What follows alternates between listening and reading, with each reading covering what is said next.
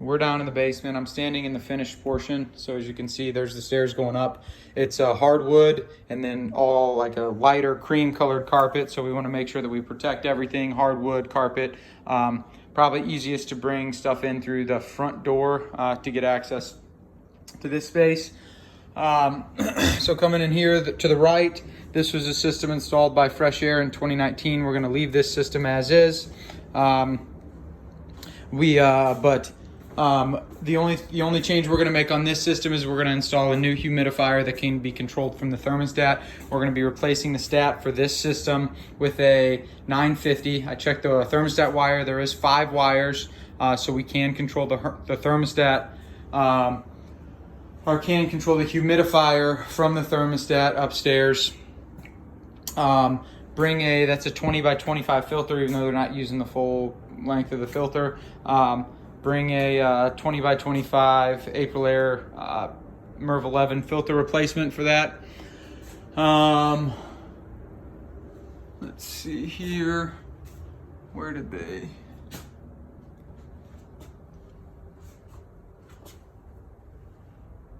All right, so they're both humidifiers are fed right off of that.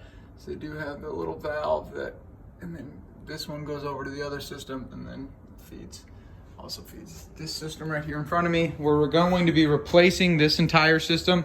This is a 2015 Carrier Infinity Zone system, but they didn't use the Infinity stats, so it's not operating how it's supposed to operate.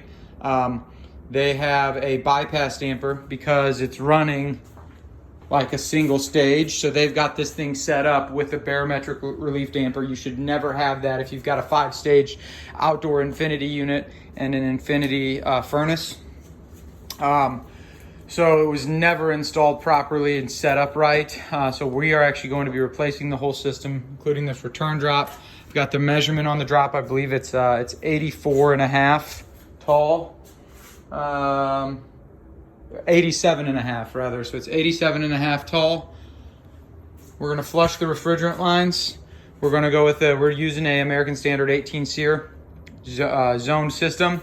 So we're going to have a 6-inch base, 20 by 25 filter, new 87.5 return drop. We're going to have to connect in the return that we're pulling right from down here in the basement. We're going to be going with the American Standard zoning. We're going to need a zone damper here. This one is 8 by 28. The actual ductwork is about 8 by 30. So if we can get an 8 by 30, that'd be a little bit more ideal, but we can use that.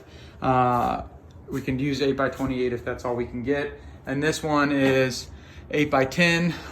Realistically, it's closer. That opening is closer to 8 by 12, the total distance there. So you can see there's space on the end. So, if we might be going back with an 8 by 12, but I'll determine that as well. We can reuse the wiring for the 2 zones. The gas line, we need to support the gas line. So there's not a single support. It comes up, comes over. The only support that it's got is resting on top of the water line right there. Comes all the way over, down, goes into our unit here, comes across, it's not resting on anything, comes over to this big manifold that's coming through the wall there. So we need to, this is just easy to move, we need to get this and support it here up onto this joist, because this is quite a bit of weight. That's really, all this weight right here is just getting supported right here. That is, also we're going to be installing a steam humidifier down here. So this steam humidifier is going to be piped into this system.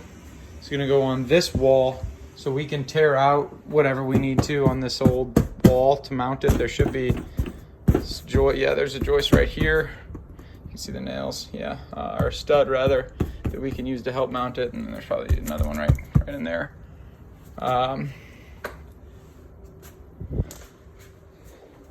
Pipe the steam humidifier into our new supply plenum. This furnace is 36 inches tall. Ours is going to be 34, so we're going to be a little shorter. Actually, no, Yeah, ours is probably good. It's either going to be 34 or 40. It actually might be 40, but I'll get that determined. And that's it.